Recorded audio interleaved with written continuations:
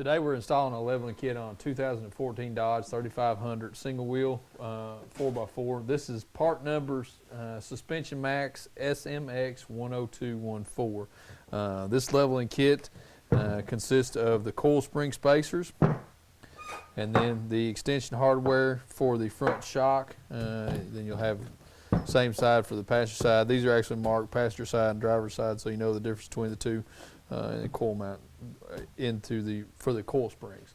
So let's get started with the install. All right, to begin our install, first thing that we did is we positioned this truck on the rack, and we positioned the rack behind the lower control arms of the truck.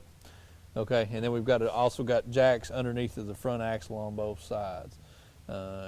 And we've got tension on the axle right now, just light tension on the axle. And what's going to happen here is once we unhook everything, we're just going to drop the axle right out. So the main things to remember when you're doing this is, if you're doing it at home, make sure you position your jack stands behind the lower control arms, and then make sure that you've got a couple jacks to be able to work on the front of the truck. So on these 2014 models, these are a little bit different than your normal common rail truck.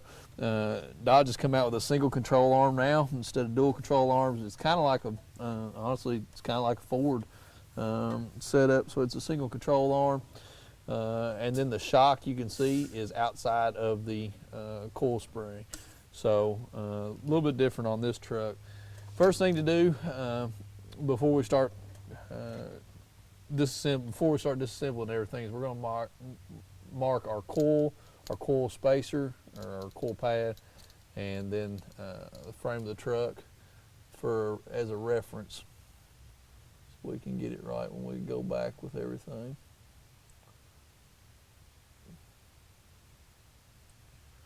All right, so we've got them all three marked right there. Now we're going to go ahead and start disassembling everything to be able to get the axle out. So first thing that we're going to do is we're going to loosen up the bottom shock mount here. And we will be removing the shock completely from the truck, but for right now, all I'm going to do is I'm going to just loosen the bottom. That way we can get started with dropping out our axle. So this is a 21 metric.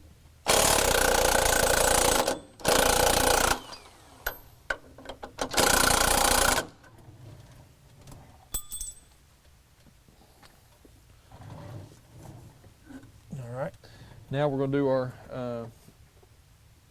our sway bar links.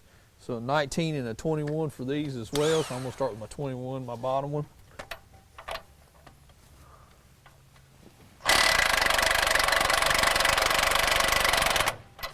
Okay, now that we've got our shock disconnected, we're going to do our sway bar links.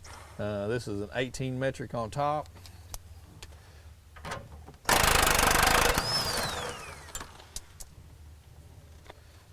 And then the bottom is a 21, but the bottom's probably going to turn on us. Yeah, of course. So we'll have to hold it with a 10 metric and the whole way off.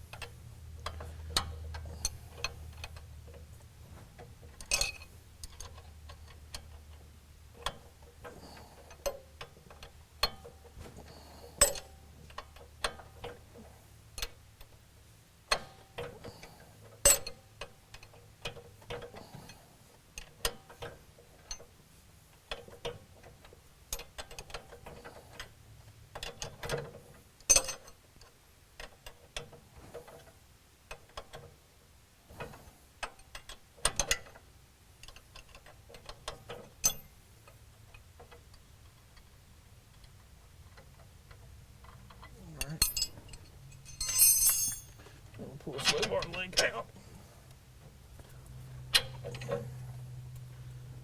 like so.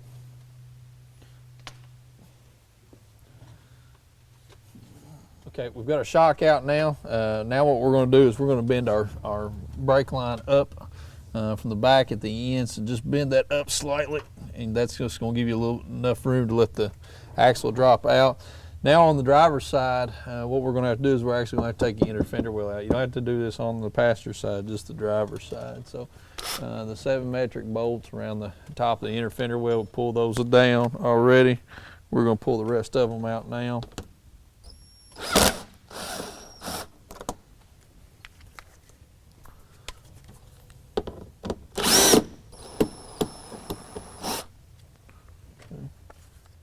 with all of our push pins out, well, actually there's 3 push pins and then all of our bolts out. We're just gonna go ahead and pull the inner fender wheel out. Just try to be as careful as you can with this.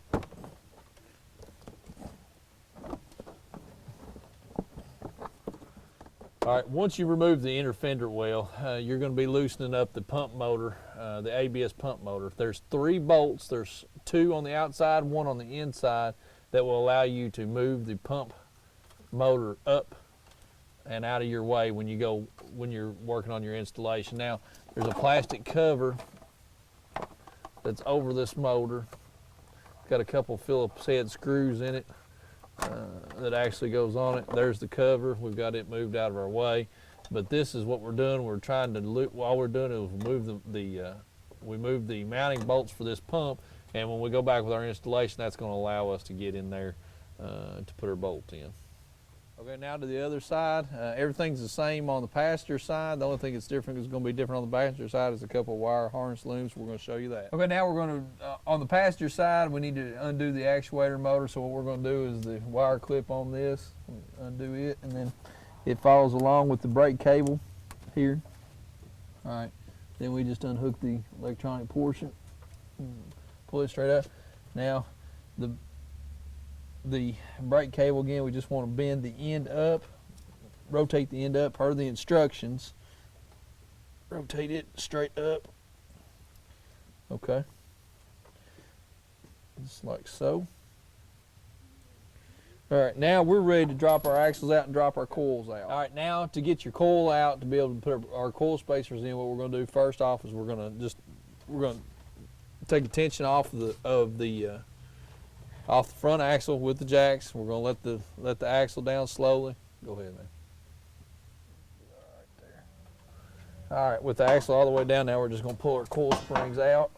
And you got to work both sides of the jack of the axle. That's why it's important to have a jack for both sides to be able to get it all the way down. Make sure you keep your springs, your left side spring for the left side, right side spring for the right side. Okay. So now we're going with our installation of our suspension Maxx leveling kit. First step in our installation is to put our coil spacers in. So what we're going to do first off is we're going to do the passenger side. All right.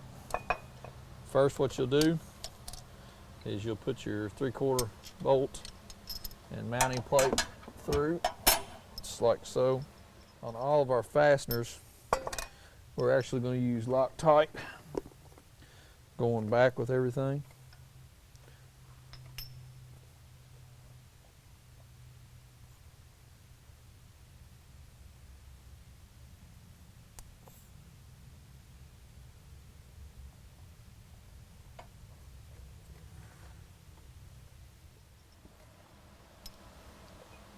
Then you will put the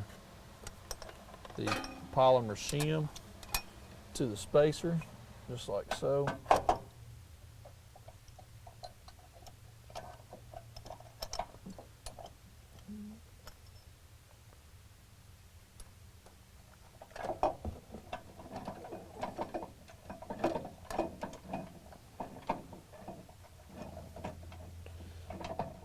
These bolts are 3/4, and you want to torque these to 25 foot-pounds. All right, now we're going to go ahead and install. We're going to go ahead and put together our shock extenders. Come with this kit and show you how they're oriented. First piece that you want to put on, you want to remove all the factory hardware, obviously. Then you're going to put your shock extender or your spacer on there, and then this sleeve is going to go on.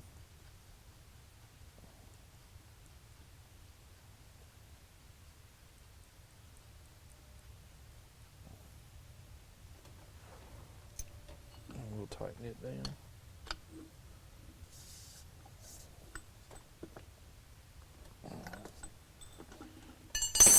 All right. Now you'll go washer, bushing, then the shock will go in. Then you go this bushing and washer, and lastly, the lock nut. So we're just going to go ahead and put that together right now and fit it up in there.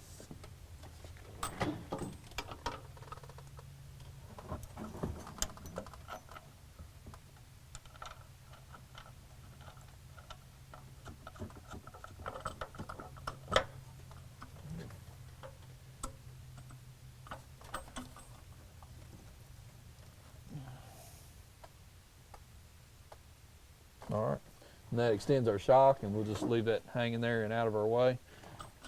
We're going back with our coil springs now. First thing on your coil springs before you do the installation of it on the isolator, there's an alignment tab here. It's rubber.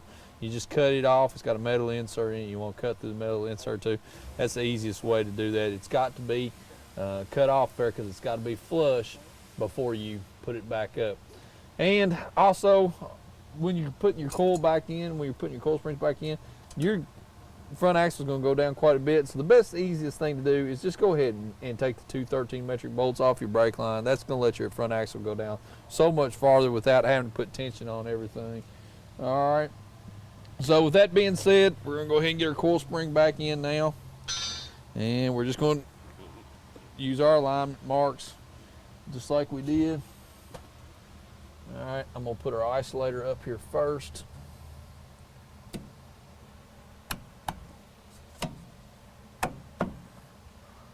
Make sure I got it lined up. All right.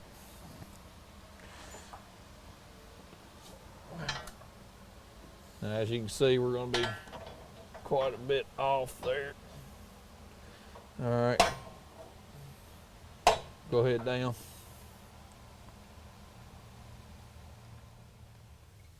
All right, now we're going to go with our mounting plate, our driver's side mounting plate. There'll be an isolator, foam isolator on this, but we won't be able to put this on until we get everything tightened down. So first off, we're going to slide our plate in, and we're just going to gently pull up on our ABS pump, and we get it situated where we want it. Then we're going to go with our bolt.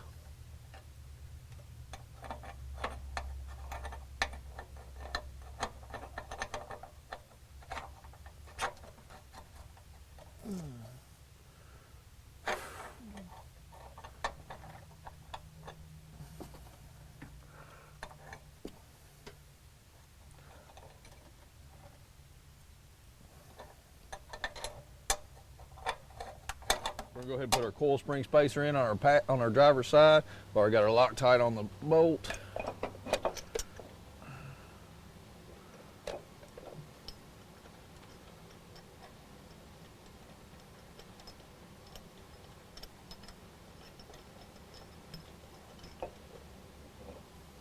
Okay, now before we tighten, we're going to go ahead and tighten our bolt down with our ABS pump loose. Then we've got a insulator to go around the head of the bolt. That's going to go on the head of the bolt after we get everything tightened up. So we're going to go ahead and tighten this up now. Then we're going to put our insulator on. Then we'll put our ABS pump back on. All right, we've got our ABS pump bolted back down. We've got our plastic cover back on our ABS pump. Now before we put our inner fender wheel in, we're going to go ahead and put our shock on. We went ahead and assembled this shock. Remember, it's spacer, then the bushing, then the bottom set of isolators there. We're going to go ahead and put this in while we don't have while we've got the fender well out, just make it a little bit easier on us.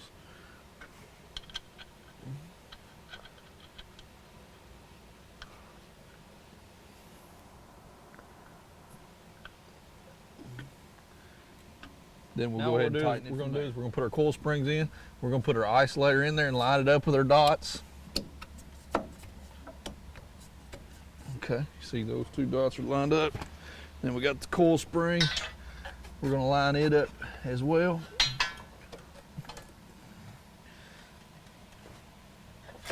All right, just like that. All right, now our coil spring is installed. We're going to bring our axle up now and start fitting everything together and get ready for the final parts of our installation. All right, we're going back up with our front end now. What we found out in going back up is with the track bar attached, our passenger side wanted to have too much of an angle at it, and it was wanting to throw the front coil spring out. So what we did was we just dropped our track bar from the driver's side. Okay, so now what we're doing, we're actually using 3 people, one of us on both sides, and then one man running both of our jacks to get it back up. So we're just going back up. We're putting in our shock bolts as we come to them, our sway bar links as we come to them. Once we get it down on the ground and get tires on it, then we'll put our track bar back on, because that'll be the easiest way to do that. As you're going up, don't forget all your fasteners we're using Loctite on any fastener that we use again. And then don't forget to redo on your driver's side and your passenger side your brake lines back to the axle that where we took them off. You may have not taken yours off, but reattach our brake lines. And then don't forget our wiring harness on the passenger side for the axle actuator. So we're just going through and taking our time as we're going back up with everything. Okay, the finishing touches for our suspension Maxx install. We tightened up our shock. We have got everything lined up where we want it. Made sure our brake line bolts were back in. All of our electronics are hooked up. Our sway bar, we've got it reconnected and got everything tightened back up. Track bars back in. Now we're going to put the tires on it. We're going to go ahead and lower it down. Now you're going to notice that your caster is still a little bit out. Okay, once you take this truck up for alignment, this is going to have to be aligned. They will readjust the caster by the radius arm, so don't be alarmed by that. It's okay, but it does need to, this truck needs to be aligned, has to be aligned as soon as this job is performed. So that completes our suspension Maxx install. If you got a question on this install or any other install of ours, please let us know. Thank you.